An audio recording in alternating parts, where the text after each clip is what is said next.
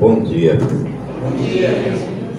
Vamos dar início ao nosso trabalho da manhã de hoje, lendo uma página do livro Na Cura da Alma, de Lúcia Pominato, pelo espírito da irmã Maria do Rosário. A página diz: agradece. Dando sempre graças a Deus por tudo, em nome do Senhor Jesus Cristo. Paulo, Efésios 5:20. Serena a tua mente, tranquiliza teu coração e entrega-te interiormente aos braços de Jesus. Aconchega-te junto a Ele e sentirás que teus problemas vão sendo amenizados. Se sentes a tua vida como se navegasse num mar revolto, não te desesperes e procura na imagem de Jesus e plasmares na tua retina a força e a serenidade necessárias para tudo poderes suportar e vencer. Lembra-te, filho, de que não estás só na tua caminhada de evolução. Ao teu lado sempre estarão espíritos amigos a te acompanharem nesta romagem terrena. Agradece ao Pai a oportunidade de, através das dores e das dificuldades da vida, resgatar os teus débitos perante a justiça divina. Agradece a Jesus pela oportunidade de ter no teu caminhar de hoje tantos conhecimentos evangélicos que já te foram proporcionados. Agradece aos bons espíritos que te acompanham a jornada, desviando-te dos caminhos do mal, onde por descuido te enveredares. Agradece pela vida que te foi concedida, pois é por meio dela que um dia, vencidas as tuas imperfeições, conquistarás a glória de poderes habitar uma dessas regiões superiores que fizeres por merecer. Agradece pelo corpo material que te foi proporcionado na presente encarnação, pois é através de algumas deficiências físicas que possas ter que moldarás o teu espírito para que se liberte de muitas das tuas imperfeições. Agradece pela tua luta de hoje, pelas pedras que te atingirem, pelos espíritos que te ferirem, pois é só pela aceitação de tudo que vieres a passar que crescerás interiormente para de Jesus poderes te aproximar. Agradece, sobretudo, pela oportunidade de servir, de conseguir levar ao próximo o bálsamo que lhe suavize as dores do corpo ou da alma. Todo agradecimento sincero, porém, não deve se restringir às palavras. É preciso saber transformá-lo em verdadeiros atos de amor.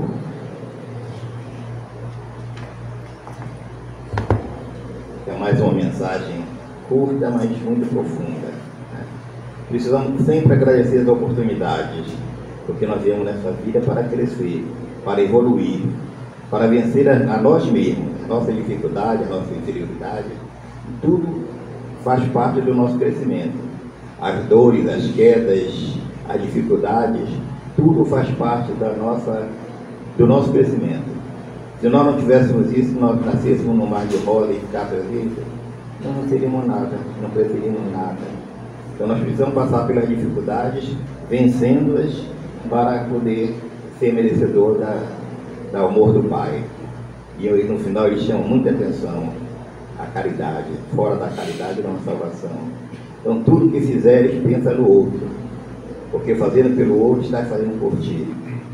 Então, que nós tenhamos essa preocupação conosco. Primeiro, de não reclamar, e sempre agradecer. Tudo que acontece conosco é um motivo de agradecimento. Agradecer pela queda, agradecer pela tampara, agradecer pela pancada que você leva, e pelas vitórias também, que a vida não é só derrota, são vitórias. Então, devemos agradecer sempre, e não esquecer de transformar esses agradecimentos em fatos realmente visíveis ao Pai. Não precisa ser visível a nós, seres humanos, ao Pai. Ele está vendo lá, e tudo que a gente faz, Ele sabe, pertence a Ele. Então devemos pensar sempre nisso. Eu não preciso dar aqui com a mão cheia de dinheiro para mostrar que não. Se eu der sem ninguém ver, está saindo muito melhor do que se eu encher a mão aqui e sair distribuindo. Isso não serve de nada. Então, vamos pensar sempre nisso, agradecer e buscar sempre a nossa evolução, nossa reabilitação, toda aquela dificuldade que a gente estiver passando. Então vamos fazer uma prece para passar a palavra para o nosso orador da manhã. Pai infinito amor, aqui estão mais uma vez, agradecidos pela vida, agradecidos por esses entendimentos que já podemos ter de tanta notícia, de tantos ensinamentos que tivemos durante a nossa caminhada. Obrigado, Senhor, porque a cada momento entendemos um pouco mais da finalidade que nos trouxe a este mundo. Nos envolve, nos abraça, nos carrega quando necessário e nunca nos deixes cair na dissolução, na angústia, na calma, na aparência de que não somos nada. Nós somos muito e sentimos que a tua preocupação conosco é muito maior do que possamos imaginar. Fica conosco, Pai de infinito amor, que assim seja. Bom dia a todos. Bom dia. Bom dia. Para quem não me conhece, eu sou Douglas Lopes, tá? Da Sociedade Espírita Lírio do Vale, da ADEPA, que é o Departamento de Divulgação da Doutrina Espírita dentro do Lírio. A ADEPA, uma vez por mês, vem aqui conversar aqui na casa aposentado. Vamos lá, eu espero, meu amor, eu espero. Se quiser eu sento. Posso começar? Pode. Vamos lá. Então, a ADEPA, ela é um departamento do Lírio e ela faz visita a algumas instituições espíritas e não espíritas. Nós temos programas de rádio e TV. A nossa função é divulgar o espiritismo. Por quê? Porque o espiritismo é uma ciência, não é uma religião, é uma ciência. Nascida em 1857 pelas mãos de um pedagogo. Isso porque coisas estavam acontecendo no mundo. As mesas estavam levantando do meu jovem. As cadeiras estavam andando de um lado para o outro. E pasme, na época diziam que as mesas estavam conversando com as pessoas. Algumas ficavam assustadas, outras tratavam aquilo como uma normalidade, porque já estava ficando assim até um tanto normal na vida das pessoas. E chamou a atenção desse professor, desse pesquisador. E aí ele descobriu que na realidade não era a mesa que estava falando. Porque ele perguntou para a mesa: quem são vocês? Quem são vocês? E a mesa disse: não, nós somos os espíritos, a alma daqueles que um dia estiveram vivos na carne. E a partir daquele momento ele faz uma série de pesquisas diante daqueles fenômenos que estavam acontecendo naquela época.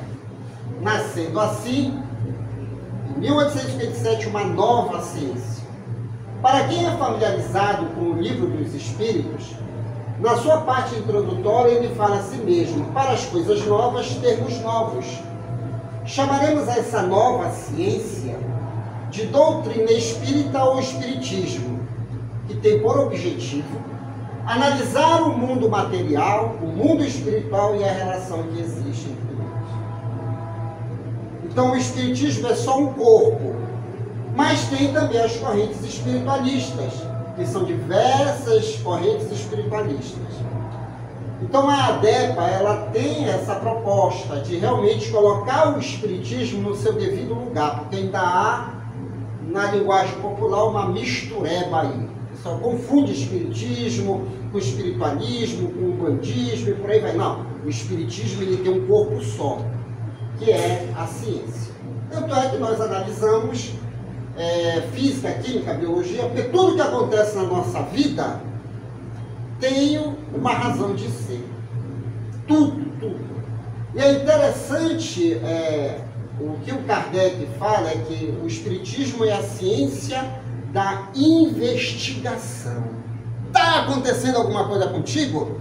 Eu tenho que saber.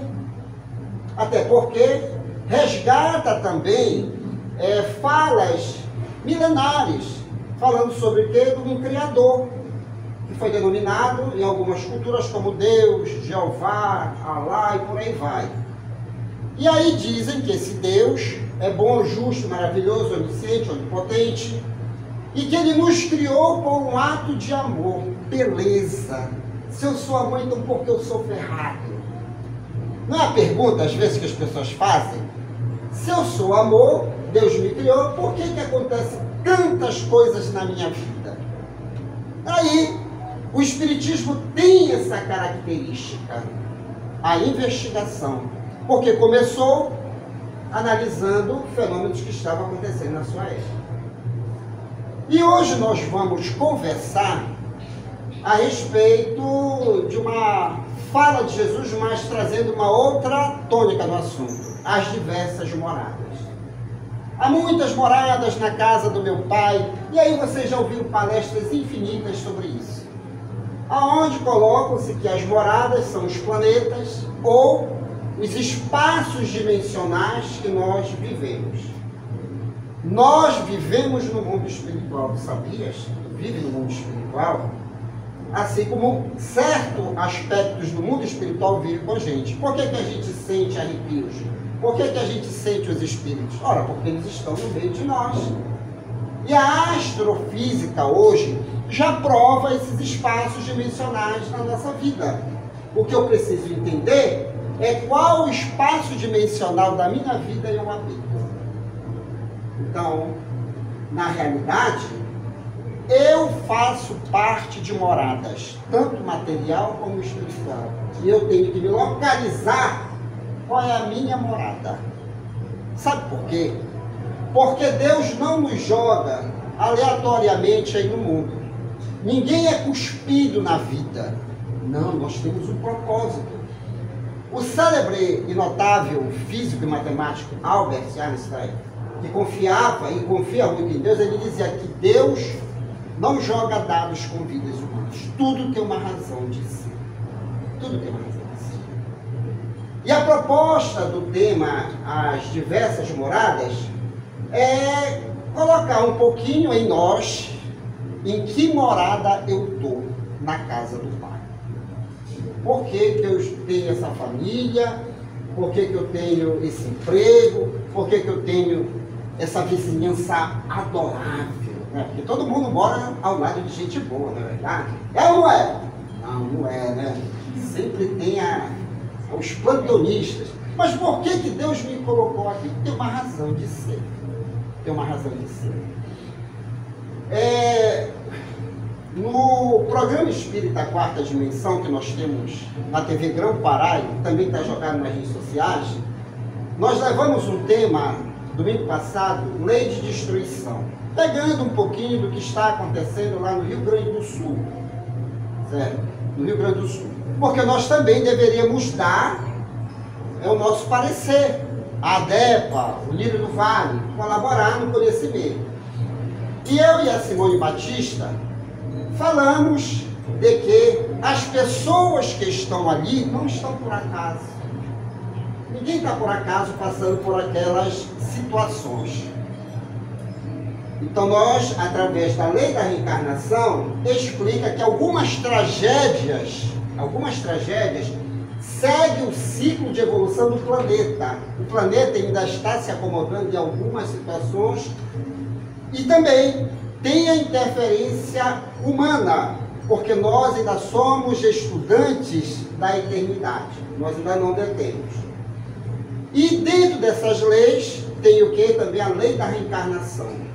Não é a primeira vez que nós estamos num cenário de vida. Vivemos outras existências. E algumas calamidades que algumas pessoas passam está justamente em função de alguns ajustes, que numa linguagem é resgate, ou uma prova para que a pessoa cresça mais um pouquinho. Mas é interessante notar que uma das nossas telespectadoras deu a sua opinião no YouTube, dizendo assim mesmo: vocês espíritas acham justificativas para tudo. Não, a gente não acha justificativa, a gente quer entender o motivo daquilo e por que as pessoas. E ela coloca, quer dizer então que uma das facetas do estudo da reencarnação é que às vezes eu peço para passar por aquela situação. Só que tem gente que não engole isso. Quer dizer que eu pedi para ser miserável, eu pedi para estar ao lado desse desgraçado, dessa desgraçada? Pediu. Mas como eu não me lembro? Lembra. Lembra sim. É você que não quer lembrar daquilo que você participou antes de nascer. E aí as pessoas ficam agoniadas. Por quê? Porque dentro do Espiritismo, o Espiritismo não vem para dizer que tu és um condenado ao sofrimento. Não, o Espiritismo vem dizer que você nasceu para algo. E você precisa entender esse algo que você veio fazer. Porque tem o quê? A programação reencarnatória. Nós não somos eternos no corpo de carne. O corpo de carne é um dos estágios do espírito. E ela comentando que ela não conseguia entender como é que umas pessoas pedem para reencarnar e perecerem por desmoronamento, por afogamento. Eu não consigo entender. Bem que Deus poderia fazer com que a gente não passasse por isso. Já começa a questionar Deus. Já começa a questionar Deus. Imaginem vocês que uma das coisas que o Espiritismo me ensinou como ciência é fazer o laboratório. Quando vocês tiverem alguma coisa, algum projeto, você tem que fazer o laboratório. Isso é uma das características, se vai dar certo. Faça o cálculo, é o famoso laboratório futuro. Então imaginem se as coisas acontecessem como eu quero. Ah, não, eu ia fazer. O mundo ia ser uma maravilha. Maravilha. Porque se eu fosse Deus, eu ia fazer assim, assim, assim, assim. Beleza. Mas você pode ser um Deus. Até porque os benfeitores espirituais dizem que nós somos co-criadores. Nós mexemos na matéria-prima do universo. Nós mexemos nos fluidos. Então, se você está passando por alguma situação embaraçosa, foi você que criou. É o princípio. Até porque nós temos o livre-arbítrio. A liberdade de fazer isso e aquilo. Porque se você não estudar o seu livre-arbítrio, você não vai conseguir entender muitas coisas. Você diz que queria ser Deus, que poderia fazer certas coisas. E o que é que você está fazendo na atualidade para melhorar pequenos pontos da sua vida? E aí a pessoa, às vezes ela fica ofendida quando nós começamos a estimular nela esse tipo de análise eterna. Esse tipo de análise eterna. Então, antes de nós nascermos, há feito-se uma programação em cima da minha evolução. O que é que eu tenho que aprender nesta reencarnação? E aí eu preciso entender o que é que eu estou fazendo nesta família, nesta casa, nesse bairro, nesse emprego. E o senhor Allan Kardec, fazendo um estudo profundo sobre a inteligência e o instinto, ele diz assim mesmo no Evangelho segundo o Espiritismo, que na realidade ninguém está desprovido de informações daquilo que veio fazer. Sabe por quê? Nós temos a intuição. Nós sabemos. Alguma coisa no ouvido da gente diz, olha, não faz isso. E a gente teimoso faz e depois fica chorando. Mas aí é para chorar não, é para consertar. Não deu certo dessa vez. Não deu certo dessa vez. Porque toda e qualquer situação que as pessoas classificam como dor, na realidade não existe dor. Existe aprendizagem aí no meio. Existe aprendizagem. Quando eu era mais jovem, tinha cabelo igual o teu, rapaz, bonito, as meninas olhavam. Agora, de tanto puxar, preocupado, caiu. Não puxa o cabelo, viu? Fica quieto. E quando eu ia conversar com as pessoas, elas diziam assim, não, tu estás falando porque tu não estás passando o que eu estou passando. Aí ficava todo... Aí me destruía. Não, pera lá, não pode ser assim. O Espiritismo me ensina que é preciso investigar. Então, eu falo para as pessoas, então, eu quero ir no inferno que tu estás. Me fala o teu caso. Eu vou me transportar diante da tua situação. E a pessoa começa a desenhar a situação dela.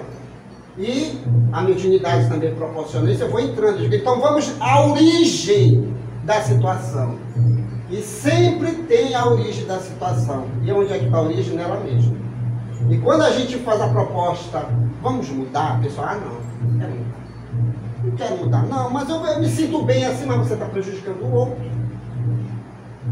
Então, quando nós fazemos essa viagem de volta, quando nós estudamos o nosso dito sofrimento, nós sempre vamos encontrar o quê? O Deus dentro da gente. Porque nós somos co-criadores. Nós criamos. Se a situação existe, eu tenho que o quê? Modificar aquilo que de uma forma até infantil eu criei. Então, em vez de eu reclamar, por que não trabalhar a situação? E aí nós vamos ter N exemplos na história. Algumas pessoas poetizam aventuras de pessoas notáveis. Poetizam. Mas não conseguem entender o sentido real daquela situação porque ela estava passando. Então vamos pegar primeiro a figura do Chico Xavier. Chico Xavier tinha 4 anos de idade. E lá na cidade dele, Pedro de Leopoldo, ainda muito interiorana, deu um temporal. Certo? E quem vai visitar a cidade do interior, quando vem aquela chuva com relâmpagos e vento, é o apocalipse. Aí a árvore vai para lá, vai para cá, as pessoas ficam assustadas. E aquele menino começou a ficar assustado de ver aquela tempestade. E ele corria para lá e para cá, para lá e para cá, e de repente ele se esconde debaixo da mesa. Nessa mesma hora, a mãe dele, Dona Maria João de Deus, já desencarnada, espírito, aparece e diz assim: Chico, o que é que tu estás fazendo debaixo da mesa? Ele disse: mamãe, um prisma, aquele bebê, ali naquele bar, por favor. Um prisma. Por favor. E diz assim: mamãe, mamãe, a senhora não está vendo, o mundo vai acabar. Uma criança de 4 anos. 4 anos. E aí ela disse: não, meu filho, venha conhecer as coisas de Deus. Venha ver o som musical dos trovões e as luzes cintilantes dos relâmpagos que dão brilho na noite. Venha ver a sinfonia do vento que faz as árvores dançarem à nossa volta. Ele olhou assim para ela e a tempestade rolando. Venha, meu filho, vamos ver as coisas de Deus com outro olhar. E ela leva ele até a janela e ele começa a apreciar, e naquele exato momento ele muda o seu olhar, já aos 4 anos de idade. Então, às vezes, o que falta para nós é identificar a grandeza de Deus e o que Deus quer que nós aprendamos diante das situações. Não é reclamar. Aliás, reclamar faz parte da nossa evolução, mas reclamar muito, aí você já não quer caminhar tanto. E aí nós passamos para quem? Para São Francisco de Assis. São Francisco de Assis é conhecido como uma alma que conversava com os animais. Tanto é que ele é o santo dos animais. Mas vocês pensam que Deus disse: olha, Francisco, tu vai ter o dom de falar com os animais. Não, é conquista de alma. Ele conquistou aquilo. Como? Quando ele era João Evangelista, ele foi o discípulo do Cristo apóstolo, ele, como João Evangelista, foi condenado a morar numa ilha vulcânica, ilha de Patmos. porque a influência dele já estava crescendo e o cristianismo não podia se expandir. Como punição, o imperador disse, olha, leva ele para a ilha de Patmos. E a ilha de Patmos era uma ilha vulcânica, não tinha vida lá, não tinha vegetação. Até os próprios soldados romanos não gostavam de estar lá. E João foi condenado a estar lá. Agora imagine vocês num sol escaldante aqui de Ananibeu ou de Belém. A gente pragueja pra caramba, né? Agora imagine uma pessoa lá nessa ilha. Quando ele chegou lá, ele começou a observar. E ele, como não tinha ninguém para conversar além dos guardas, depois ele converteu os guardas, ele começou a fazer carinho nas pedras vulcânicas. No momento que ele fazia carinho, ele sentia o magnetismo da pedra, porque ali já tinha vida espiritual nascendo. Como ele era um pregador, ele dizia, não, mas eu tenho que pregar para alguém. Ele ia à frente do mar e via os peixes, começava a conversar com os peixes. Naquele exato momento, ele não olhou ali uma ilha vulcânica, ele olhou uma morada do Pai. Deus colocou ele ali por algum motivo. Então ele aproveitou para aprender. Foi naquela mesma oportunidade que ele concebeu o quê? O Apocalipse. Porque vinha Maria, vinha Paulo, vinha Jesus, conversava com ele. Então nos nossos momentos de dificuldades, quando a gente coloca o pensamento realmente para funcionar, nós abrimos um leque de conversações com os bons espíritos. Mas se você se perturbar ainda mais, quem é que vem lhe visitar? Quem? Satã e a sua corja.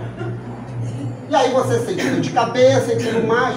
Mas vem cá, eu tenho que sofrer? Não tenho que sofrer, mas tenho que ver o que é que o momento, aquela morada, está lhe proporcionando a níveis de aprendizagem. Porque você não está lá por acaso. Não está lá por acaso. Foi a partir dessa convivência na ilha de Patmos que quando ele reencarnou como Francisco de Assis, ele já sabia conversar com a pedra, com os animais. Então tudo é habilidade conquistada ao longo de algumas reencarnações. Temos também a história de Antônio de Pádua. Antônio de Pádua, ele estava muito preocupado porque alguns pais de famílias estavam sendo presos por não pagar agiotas. Então as mães iam lá, frei, me ajuda, mas ele não tinha dinheiro. Não tinha dinheiro. E ele começou a dizer, meu pai, o que eu tenho que fazer? Que é uma das características das pessoas de bem. As pessoas de bem, elas não reclamam muito, mas elas fazem a seguinte pergunta, Senhor, o que queres que eu faça? Porque tem alguma coisa, a situação está te chamando para tu fazeres alguma coisa. E naquele exato momento, viajando nas preocupações daquela família, ele se pôs sentado a meditar, Senhor, o que queres que eu faça? De repente ele vê uma criança levando umas sementes na costa, andando. Ele percebeu que ele poderia fazer muito por aquela família, qual? Através do trabalho. O trabalho paga dívidas. Tem gente que está endividado e está na rede se balançando, oh, meu Deus, como é que eu pago a minha dívida? E haja balançar. Por que não vai trabalhar? Por que não sai visitando pessoas? Então Antônio de Pádua chegou, chamou as mulheres, chamou os filhos e disseram, olha, só tem uma forma de nós tirarmos o seu marido da cadeia, pagando a dívida. Mas como, frade, se nós não temos dinheiro, mas nós temos as mãos para trabalhar? E ele botou toda aquela mulherada com seus filhos para trabalhar. E os agiotas, na época, ficaram chateados com Antônio de Pádua. Como é que pode? Mas aí o Antônio disse, mas nós estamos pagando a dívida. Solte. Foi aí que ele também ganhou o respeito por alguns agiotas, e alguns agiotas mudaram de comportamento, que não poderiam escravizar as pessoas. Temos também a mensagem de Santa Teresa, não, digo, Madre Teresa de Calcutá. Olha, ela é tão boazinha, mas ninguém queira saber a época que ela iniciou a sua missão lá em Calcutá. As pessoas moravam no lixão. Hansenianos morando no lixão. E ela faz a mesma pergunta: Senhor, o que queres que eu faça? Então veja lá. Se nós estamos no planeta Terra, que é uma morada de Deus, e nós somos espíritos imortais, e estamos em Ananindeua, Pará, a pergunta é: Senhor, o que queres que eu faça? Porque alguma coisa está meio enrolada na minha vida, mas o que queres que eu faça? Porque há diversas moradas na casa do meu Pai. E aonde você está é o ponto ideal para evoluir.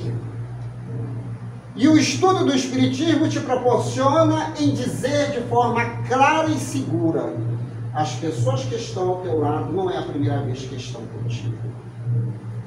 Caminham contigo há várias encarnações. Então não vale a pena o quê? Ficar com raiva.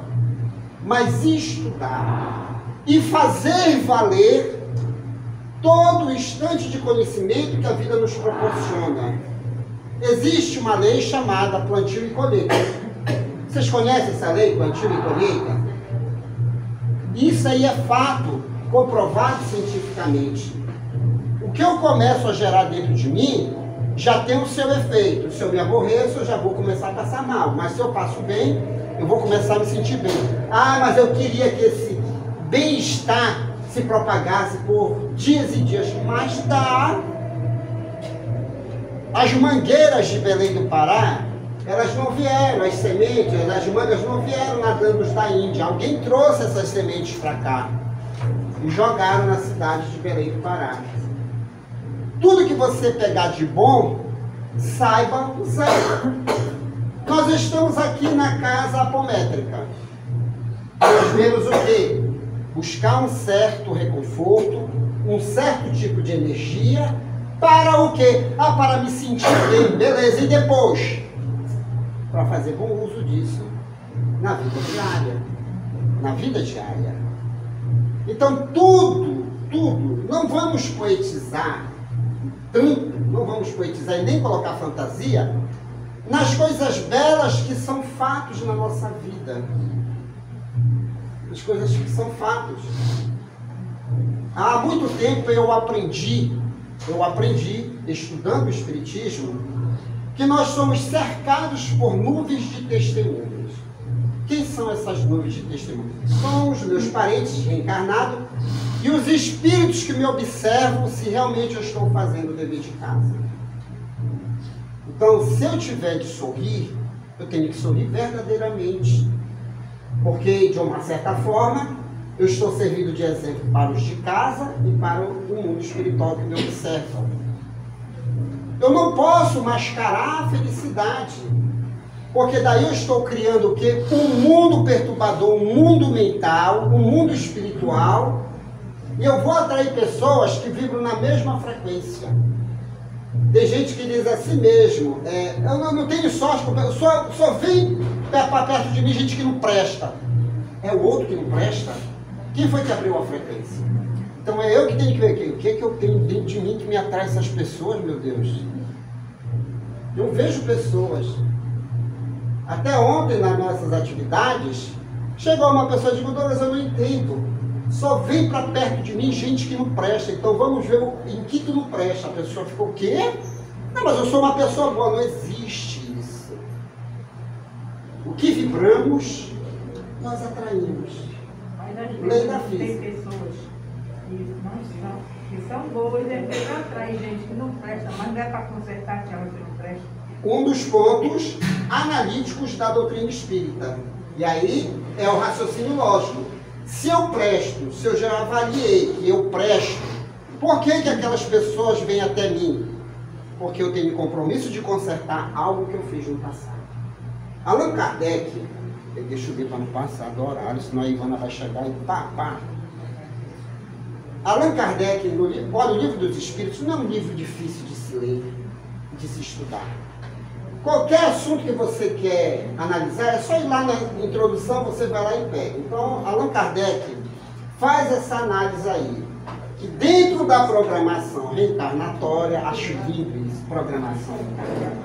Dentro da programação reencarnatória, existem pessoas boníssimas que nascem no meio de pessoas equivocadas, maus. Mas por que aquelas pessoas nascem naquele meio? É para resgatar aquelas almas de acontecimentos passados que ela provocou. Ou uma missão que ela própria pediu para colaborar na criação de Deus. E aí ele faz também a mesma análise. E existem pessoas más que estão no meio de pessoas boníssimas. Mas aquelas pessoas boníssimas se comprometeram para ajudar só uma única ovelha. Fato é que não existe efeito se não tiver uma causa justa de acontecimento. Gente, o que não vale é reclamar. Não vale a pena reclamar. Mas vale a pena o quê? Estudar a situação. E não precisa ser uma mente einsteiniana para estudar a minha vida, não. Aí vem Jesus e diz a si mesmo: tranca-te no teu quarto e em secreto conversa com o Pai, porque Ele tudo sabe.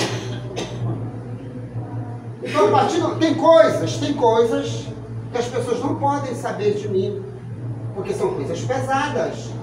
E aí, para quem eu vou falar? Fale com Deus, porque Jesus foi o único ser da terra que encurtou o nosso relacionamento com Deus.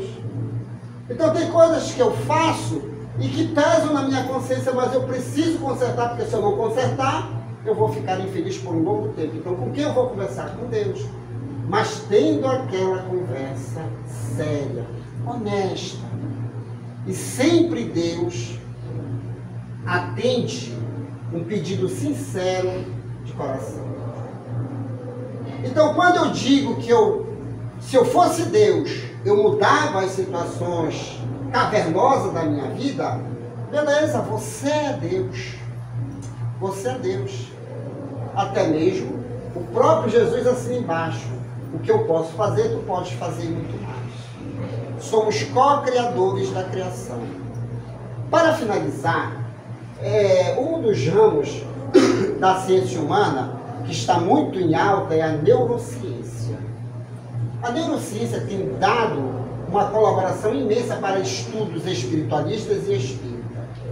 A neurociência hoje provou em laboratório que nós conseguimos gerar energia aniquilando bactérias e vírus nocivos a esse corpo. Nós conseguimos gerar energia. Precisa nem tomar remédio. A neurociência provou isso. E como eles provaram isso? Estudando algumas bactérias e vírus. E eles identificaram que tudo na nossa vida é alimentado por energia. Vocês sabiam disso? Sabe, vocês são inteligentes, tem o celular.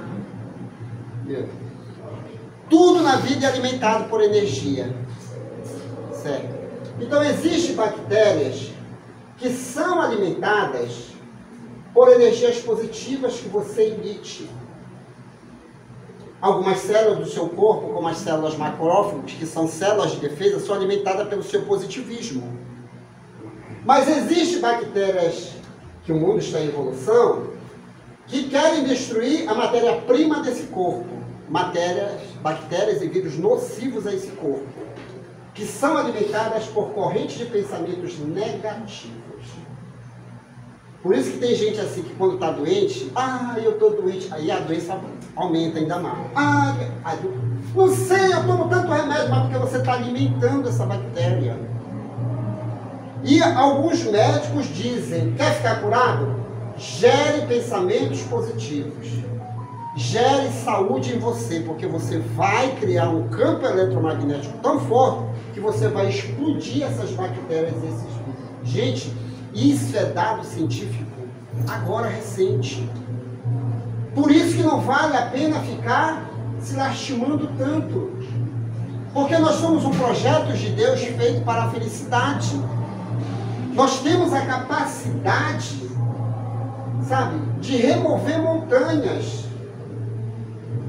Só para finalizar, de tanto nós estudarmos essa capacidade eletromagnética que nós temos, recentemente um amigo meu foi detectado que ele estava com uma pedra no rim. Uma pedra no rim. E ele disse: Douglas, dá para tirar com a fluidoterapia? Eu digo: não sei, depende muito de ti. Mas vamos fazer o seguinte: começa a projetar energias positivas no teu corpo, leva a tua água fluidificada e vamos ver. Se tu tiveres o merecimento através do teu trabalho, essa pedra vai sair sem tu precisar rasgar teu corpo. E assim, aí a primeira vez que ele foi, ele não chegou com a água lá no milho do vale. Digo: beleza, tu quer ficar curado, né? Tinha que dar uma desculpa, tal. Já no segundo dia ele levou. E aí, quando foi um sábado, ele posta no grupo a pedra. Eu disse: uai, ele fez a cirurgia, não aguentou de dor. Aí eu também não fui atrás. Ele também tinha conhecidos. Quando foi na terça-feira, ele já chegou lá andando no livro. Ei, rapaz, tu não fizeste a tua cirurgia? Eu digo: não. E a pedra? Não saiu, Douglas. Eu estava em casa sábado à tarde e com o pensamento, lógico, a dor, mas voltado para o bem. Voltado para o bem. E de repente eu vejo um estalo dentro do meu corpo. Tum! Eu digo: eita. Mas eu fiquei na minha, tomei um pouquinho de água e de repente, novamente aquele estalo. E me deu vontade de ir ao banheiro urinar. Quando eu urinei, saiu a pedra. De rapaz, deve ter sentido aquela dor. Eu nunca tive pedra no rim, mas dizem que quando sai pela urina, sai rasgando tudo. Eu disse: eu não senti nenhuma dor. Está aí a pedra. Sabe o que se chama isso? Pensamento positivo. Neurociência. A ciência já vem para cá. Então, algumas doenças que as pessoas têm são passíveis de solução. Basta que você saiba e conheça o seu corpo.